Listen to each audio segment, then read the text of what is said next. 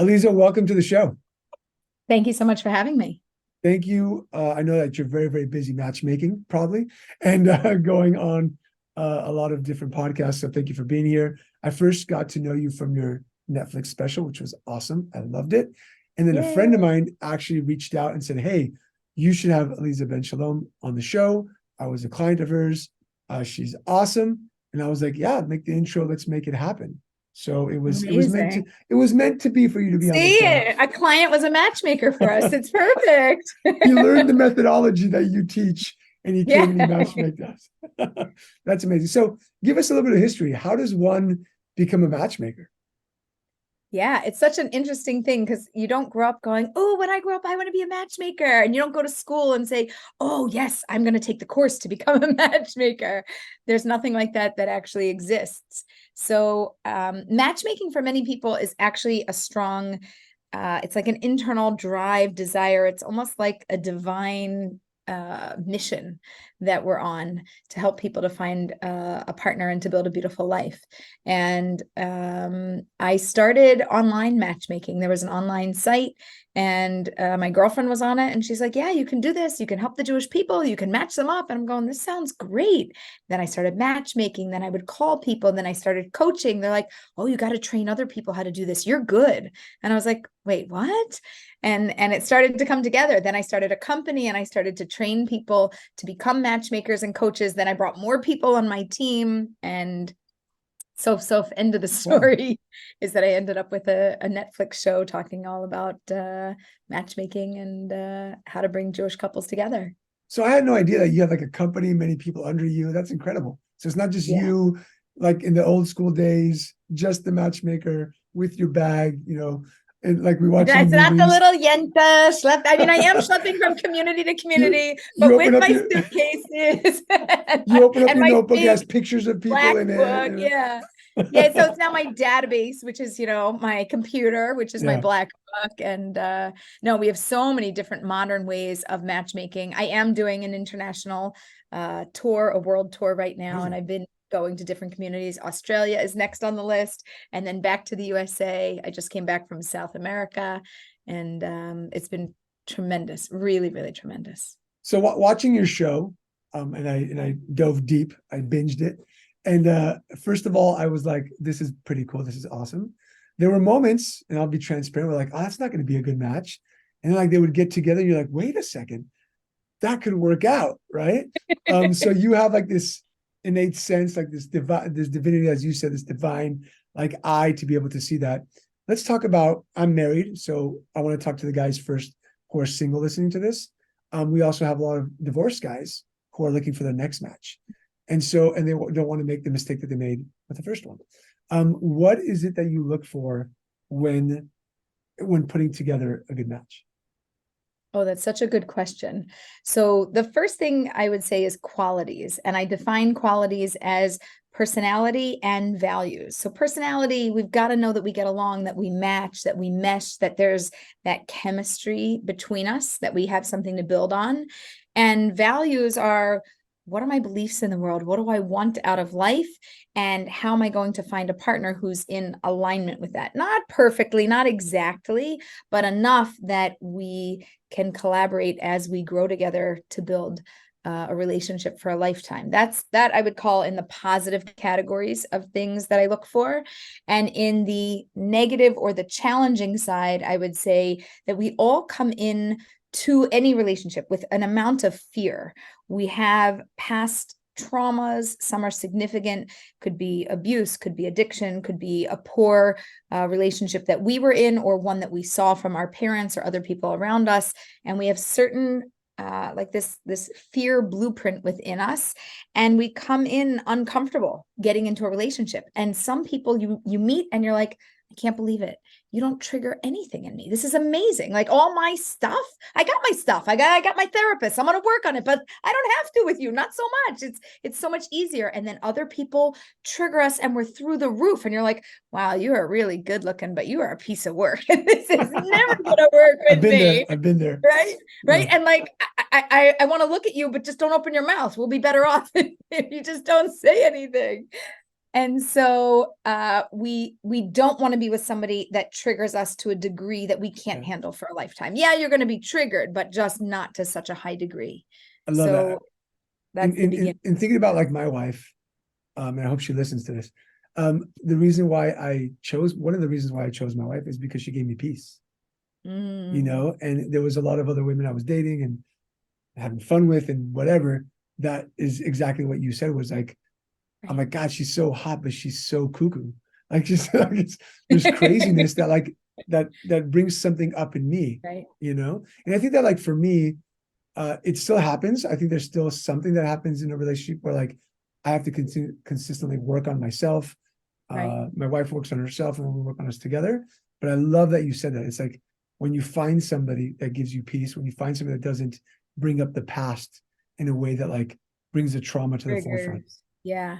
Yeah. And I love your description of peace, because that's the overarching word. And we want to have shalom bait, when we want to have peace in our home always. And you have to have a partner that brings that to the table. And that's like the big picture, and then the definition of it is what I gave you. So like if you're just like, oh, I just want somebody who brings me peace, people are like, but what does that mean? Oh, well, that means that your values are in line, your personalities mesh, the things that you're triggered by you can handle, it's not too much for you. And that's kind of like, I think together you and I put together a really good definition of that. Now I'm Sephardic. I was born in Turkey. And I got married late at 31. I just remember when I was growing up, my mom would always say, like, Yalla, let's go get married. And I would say, Mom, why are you pressuring me so much? And she would say, because you're gonna get used to living by yourself. And when you get used to living by yourself, you get very, very picky trying to find somebody else. So I'm going to guess that when you're matchmaking, people are like, I don't want. This is like a list of I don'ts more than I wants. How do you deal with that when you're putting two people together? First of all, I want your mom's phone number. She's a good matchmaker. She gives excellent advice. That's fantastic. I'm so on board with her advice. Everybody has a list of what they don't want. Everybody also has a list of what they do want. And it's bringing those two lists together. And I can't just have what somebody doesn't want. I have to know also what they do want. I have to know what makes them tick, what makes them happy, what brings them joy.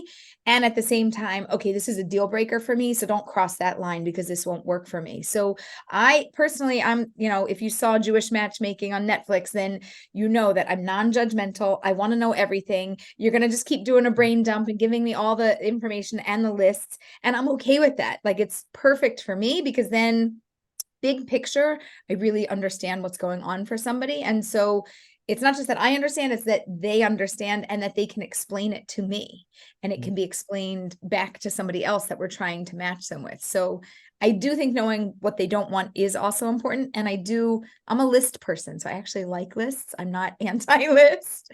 So it does help us in terms of matchmaking.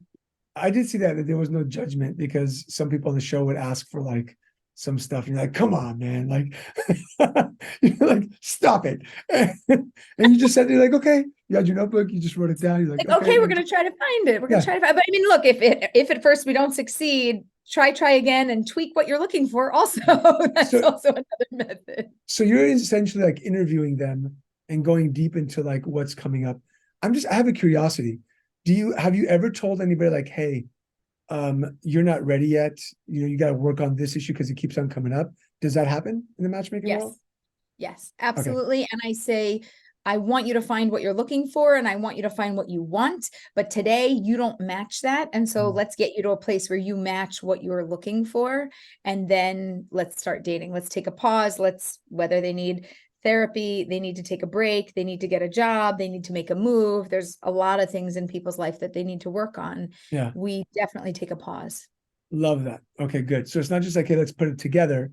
It's looking at the person wholly, 360, to say like, hey, what you're asking, like, I want somebody who's really, really healthy. And you're like, well, you're kind of not. That's going to be, weird. I love it when people do that. Like, no, I'm going to be the unhealthy one in the relationship. And I'm like, what makes them attracted to you? Obviously, if they're healthy, they like healthy. Why do you think they will want you? And they're like, yeah, I want her to have 6-pack abs, but I want to eat like 6 packs of donuts a day. That's what I love that. I want them to motivate me. That's what I want.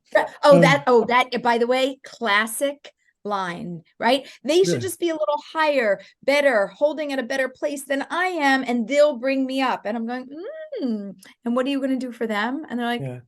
oh, I didn't think about that yet. Well, I think it's something that's, people always think I married up, right? Like, well, I married up, and they're the ones to do that. And I think that, like, being married myself, we both have to motivate each other, because there's times in our marriage that we're both down. 2.5 years ago, my father passed away, and I was not okay. And my wife is like, I'm giving you this is what she said, I'm giving you a year.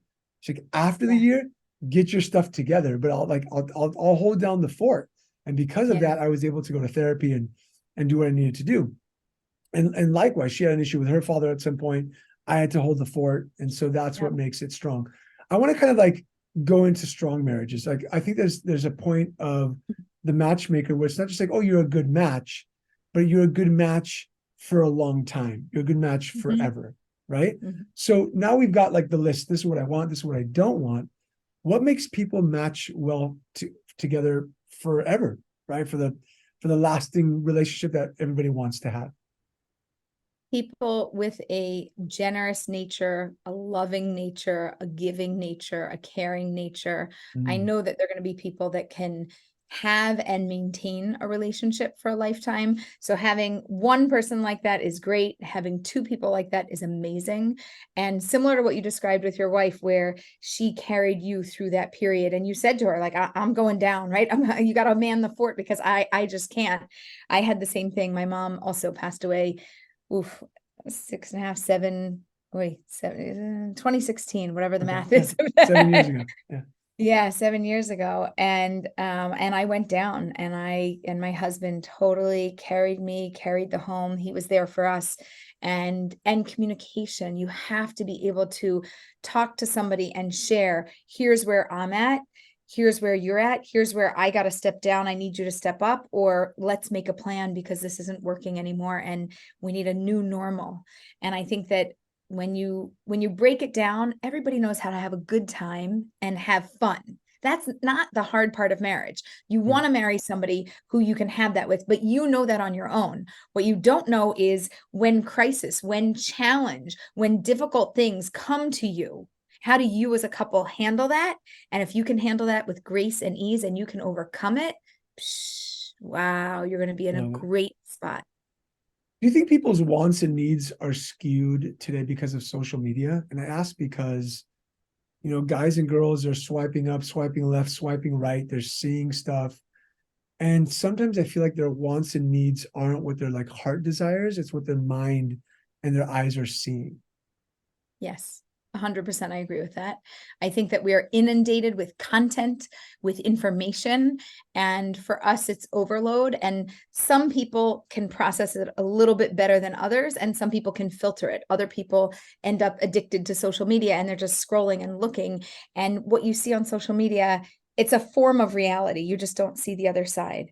Oh, they're happy. Oh, I want that. Okay, but did you see at 4:00 in the morning, when somebody was vomiting, with a fever, and this one's waking up, and then this one's in the hospital, and that, like, did you see that? Oh, no, you don't see that. Why? Because that's not on social media. You want that? You got to go to the newspaper, but nobody's reading the news. Everybody's on social media seeing, like, look at me. I'm in Bali, and I'm having the time of my life, and this is awesome, and I have just a wonderful life. And then they go home and they, have a fight because they were too busy on social media, and they weren't even on vacation. So I think that it is skewing people's views. And I think it is, it's challenging real relationships to even get started. Like getting it going is like, oof, the beginning, so difficult. So we've got the relationship started. Let's get off of social media, or just at least be able to consume it correctly. I think that one of the things, when I was getting married, nobody asked me, like, what do I want? Nobody asked me. It's really funny. At least I'll tell you this. We were driving the other day to a trip with my wife, and the girls I have 3 daughters. They're in the back seat. They're watching their iPads. It's a 4-hour drive. And I turn to my wife and I say, I don't know what you want. And she's like, what do you mean?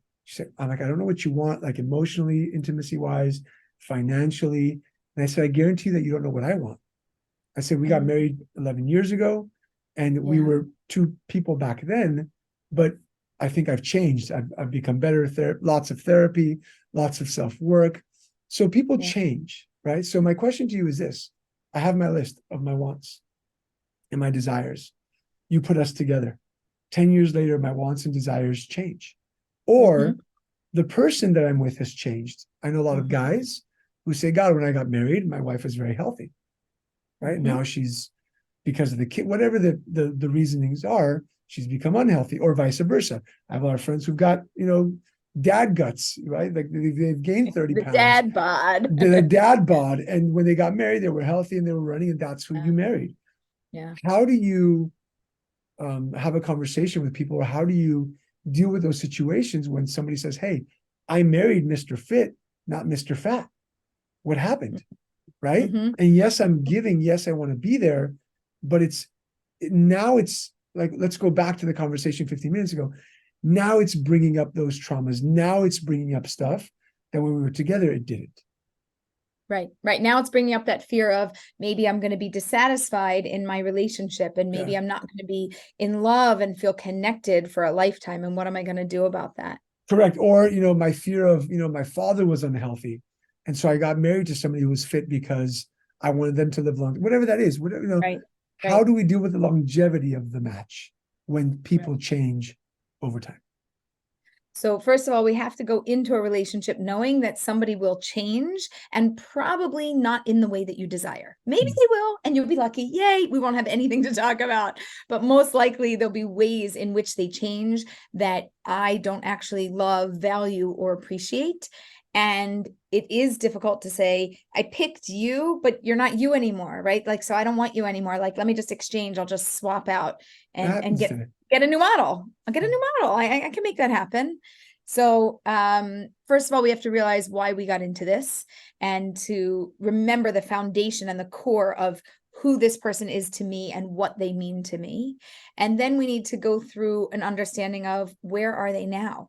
What are they going through? If they're experiencing something physically and their body isn't the same as it used to be, maybe they're unhappy, maybe they don't like their job, maybe they're under a tremendous amount of stress, maybe there's been some trauma or loss or some other family things that are going on, and it's preventing them from stepping up and being their best selves. Maybe they've lost their energy or their motivation. There's a lot of things that are going on. So that can bring up an amount of empathy, compassion for the other, to look at them and go, wow, this must be really hard. I mean, I'm looking at you, I've got my own interpretation, but wait, let me just stop for a minute, pull me out of my body. Let me step into your shoes, really sit with that for a minute. What are you feeling? What are you going through? And to internalize that and go, well, okay, let's take a step back, right? Forget, it's not about the body, right? It's about what's going on internally. And let's talk about that. Let's get to a place where we can build our connection again. By building your connection with each other, it helps to empower. It's almost like a battery, like it's like jump starting a car. Like I'm empowered, but you're not feeling so empowered, right? So I jump start you, and then we're running. We're both running. Now we can empower each other, and now we can go side by side through life. But you're always going to have somebody that's higher and lower, and happier and more depressed, and somebody that's motivated and somebody that is really lacking it. There's always an amount of balance in a relationship. And if you're up, the other person is either slightly above you, or they're going to be below you, or could be way above you or way below you, but you're not really going to be matchy, same. It's funny, in the beginning of a relationship, we have these special glasses on where our eyes, it's like the clouds of glory, and everything is just perfect, and we're the same. Oh my gosh, it's amazing. This is why we should get married. I love you. You love me. It's amazing. This is fabulous. It's perfect. You're good enough. This is wow. Okay. And then all of a sudden, over time, the clouds of glory disappear, and you're like looking directly at the problem, and you're going, oh, that's what I picked. And then you get disappointed in yourself. I chose that. Is that all I'm worth? This is nothing to do with you. They have a problem. Why are you taking this personally? Right. So we have to get out of our own way. We have to get out of our own heads. We have to empathize with what's going on for our partner. We have to see where they're at. We have to have a little bit of compassion. Like, wow, like if their side of the room is really a mess and something's going on, you're like, something's going on in their world. What's going on? How can I be there for them? Those are the kinds of questions we should ask, as opposed to like, oh my gosh, I'm so dissatisfied. Like, oh, you were good. Now that you're no longer perfect in my eyes, which by the way, you were never perfect. I just wasn't seeing clearly. I had rose-colored glasses on, but now that I pulled them off, oof, you got to fix yourself. It's like, no, we are Love in that. this together. This is our problem. This is our time. And yes, you will work on your things, but Jewish math is 1 + 1 = 1, right? It's Mm. you and me equals we. It's us. It's together. It's one. It's not you and me and it's two and I do my thing and you do your thing and yay, we come together when we're happy. No, I'm going to be there for you also in those other times. And those times can last a day, a week, a month, a year, a decade, God forbid. They can last a long time. But just as in the way that things go down, things pull out and they come back up. So you have to ride the wave. Like you can't just get off midstream. You'll never know the potential up that you could have had. I love that. And I have a mentor who I work with once in a while, and he says, if you want your relationship to improve, you have to pray for the good in the other person. You have to see the good in the other person. You have to ask for the good in the other person, and not just be like, Yes. oh, look what they're being, look who they are. Because if you keep focusing on the negative, you're just going to bring forth more of that negativity. So if you see them and if you pray, if you're praying in the morning, whenever you pray, you say, like, I just want her, I'll talk about my wife. I want her to have more peace. I want her to be okay. I want to, be more giving, as you said. It brings more of that. And really, I've tried it and it works. It's kind of weird how the universe works with that, how God works. Isn't it amazing? It's amazing. Yeah, because I think that like once you get into that negative spiral, that's when all that comes and you start looking at social media and you're like, look at their perfect marriage and they're taking vacations and they have so much money and you can't do this and you can't it just becomes a barrage of negativity. Yep. And then you just add more and more to the sandwich of look, in the same way that we have the clouds of glory in these rose-colored glasses when we first get together. So after you're married, you kind of have those black gray glasses where you look out and you're like, and then you take them off and you look at somebody else's marriage and you're like, rose-colored glasses, they're perfect. And then you put them back on and you're like, my life lousy, it's virtual reality. We're like playing with ourselves, I'm soothing myself that I could have had it better if I would have made a better choice. What? No, this is who you're supposed to be with. Let's make it work. Now, let me ask you this question. I'm sure those guys who are listening have this question. You've been asked this many, many times. A wrong match, does that happen? Okay, so everybody who gets married is supposed to be married, but not everybody who gets married is supposed to stay married. So majority, yes, you should all figure out how to fix your relationship. I'm in the dating world. Let me just tell you, it's not easier and it's not always better. And I have had so many people come to me who've been divorced and they're like, from everything you've taught me, I kind of wish I would have known that when I was married. I might have done things differently and I might have gotten different results. And I didn't realize all of this. I just didn't know what to do and how to do it. And I just thought getting out was the easiest thing. And I'm like, no, leaning in is the better thing. You can't just wish it to get better or hope it to get better. You have to have, I'm going to call it tools. You have to have ways of digging into your relationship in the right way to get the right results. And if you're not getting the right results, either A, your relationship could really be broken, or more likely, B, you're not doing it right. Because you could do it in a way that works. You know how I know? Because you married them in the first place and you knew how to do it right before. So you do have the ability to do it right again if you should have the desire and the motivation and the will and the right mentorship and the right tools. Love that. So in saying that, because you talk about mentorship and tools before you get married, what tools should people be using while they're married? Is it go to therapy? I'm a leadership consultant and expert, and everything that I teach is it's your fault. And when it's your fault, you need to go fix you, right? You need to go work on you first.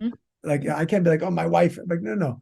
I need to go to therapy. I need to work on me. Then I can go to my wife and say, hey, this is what I'm seeing. How do we work on this together? Because I can't bring my trauma with her trauma and just pack on the trauma and try to solve it that way. So what should couples who are newly married or married be working on, right? That you teach in the dating area that they need to continue within the marriage. Into the marriage area. So I love what you said. And I think that it is a combination of working on the me and then working on the we, right? The me is, I have the ability to solve this problem. There's something going on. Yeah, there's two of us, but if just one of us makes an effort, we could actually solve this, and you might not have the capacity to do it. So let me take this on. So yes, I'm 100% in alignment with that, which is work on yourself. But in terms of your relationship, I would talk about open communication, which means you have to be able to speak, but somebody else has to be able to receive and listen. And you can't just tell me, oh, my partner doesn't know how to listen. That's fine. You can have a conversation with them where you teach them how to listen, right? You can tell them, listen, I want to have a conversation. This is a financial conversation. I know we always fight when we have these conversations. So I want to like play the game, right? Let's have house rules.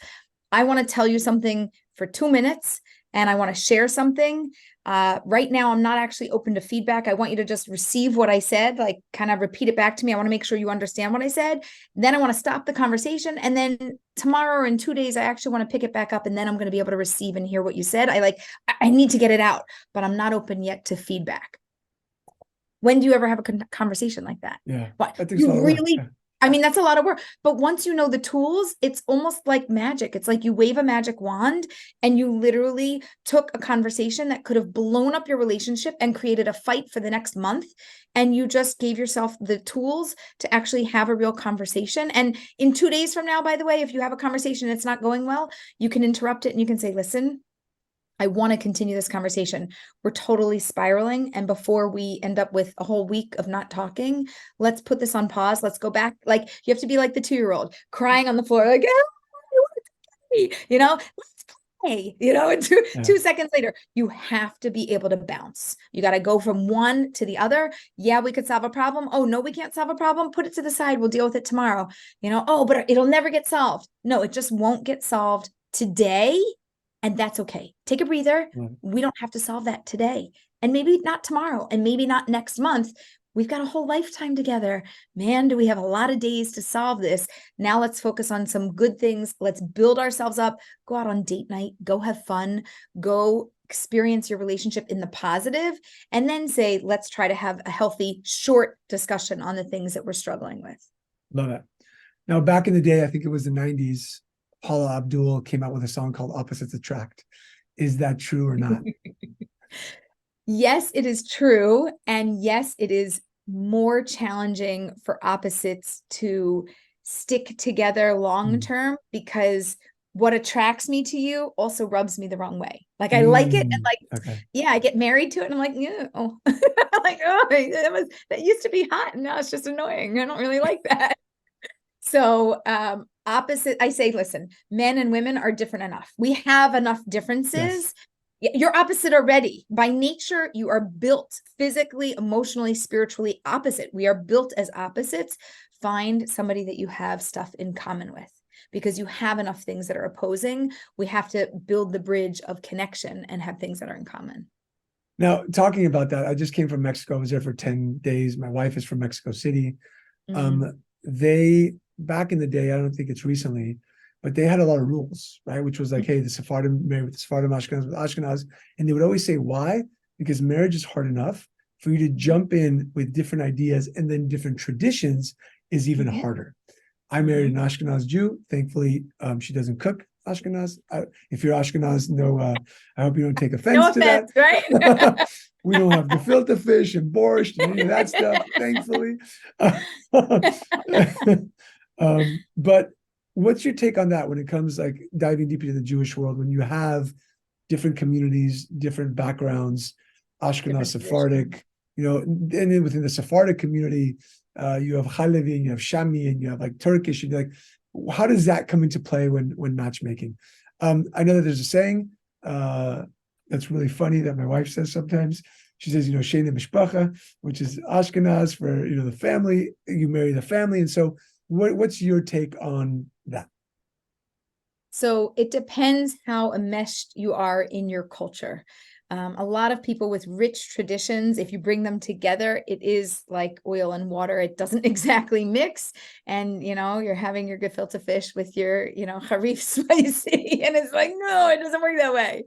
So it is sometimes a challenge, but like you said, so your wife, you're like, but she doesn't cook Ashkenaz, she cooks Sephardi for me, right? So she overcame that for you, and one side usually thank you, wifey, I love you. But thankfully it happened, but one side usually has to shift, because if we both hold our own ground, right, then we're both in different directions, and we're both in different worlds, and we're not coming together. Yeah. So we are Ashkenaz, but we have like, I have Sephardi blood on my mom's side, so we have like some Sephardi customs traditions that like trickle down, and the other side, you know, we both have the matzah in the fishhook. You probably know nothing about this. What's that? Yeah. I'm gonna give you a little lesson here. You know the gefilte fish that comes in the jar with like the jelly. You know about that? Yes. Yeah, Yes. yeah. So you take out the gefilte, but what do you do with the jelly? You boil it and you add salt and pepper, and then you sprinkle it over your matzah and you soak it in the matzah, and that's called matzah in the fish. Yeah. Okay. My husband and I both have that custom. We don't even know anybody else who has it. We were like, oh, I Passover. think you're the only two people on the together. face of the planet who have that. That's why you're a match made in heaven. We are Finished. so shared. We have the matzah and the fish custom. If you find somebody else who eats that, you get married. You got to tell me. today. I got to know if somebody else has that. But it's like a thing. Like, and both of our, we got together for Pesach, and they're like, oh, they make it too. Oh my gosh, it was hysterical, right?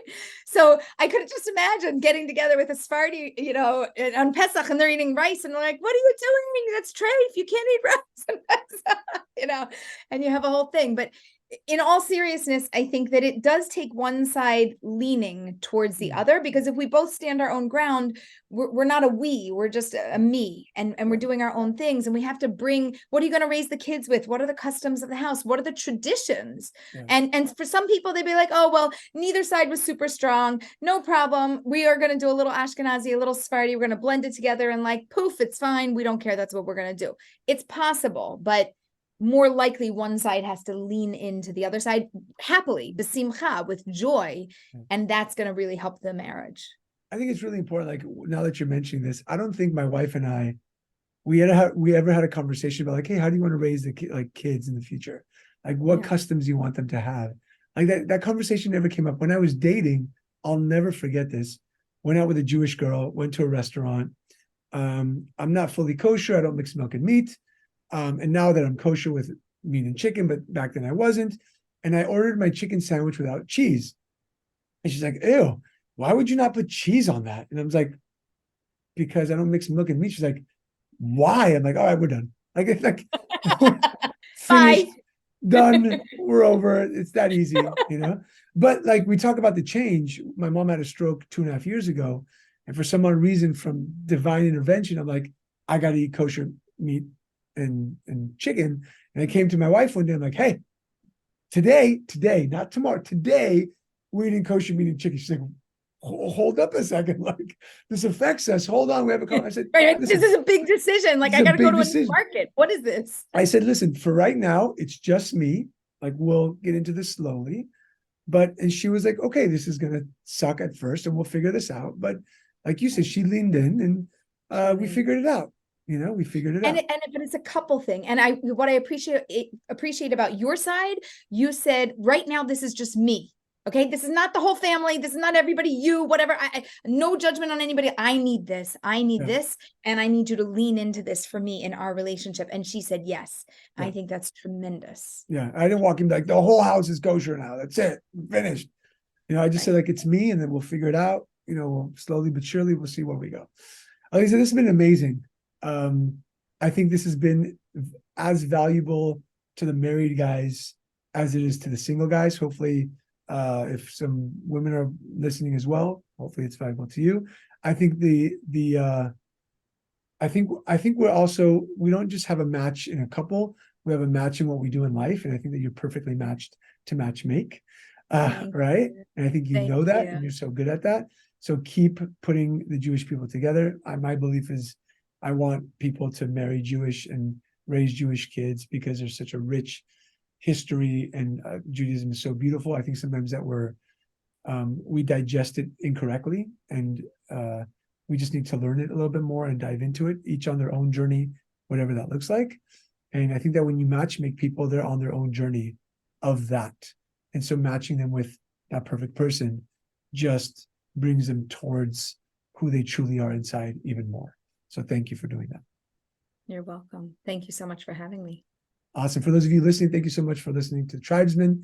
Stay tuned for the next episode. Aleeza, thank you so much for being here. And let's not forget, if you want to watch Aleeza, you can watch her on Jewish Matchmaker on Netflix, it was an awesome show, by the way. I really, really enjoyed it. They can also find you on social media, on YouTube, Instagram, at Aleeza Ben Shalom, and we'll put that in the show notes for them to find you. And just so that they know exactly what you do, what are the services that you do, and how can you help others who are listening? So I work as a matchmaker and a dating and relationship coach. We work with singles from 18 to 89 has been our oldest client. We offer courses for personal growth, for personal improvement through the lens of dating and relationships. And we have coaching and matchmaking services as well. And we are motivated to helping Jewish people across the globe come together and build happy, healthy, long-lasting relationships. Amazing. Reach out to Aleeza if those are the services that you want, not just need. And as I say to everybody here who comes on the podcast, may you be blessed with chazak ubaruch, strength, courage, and blessings. Thank you so much for doing what you do, and thank you for taking the time for being on the show. Amen. Thank you.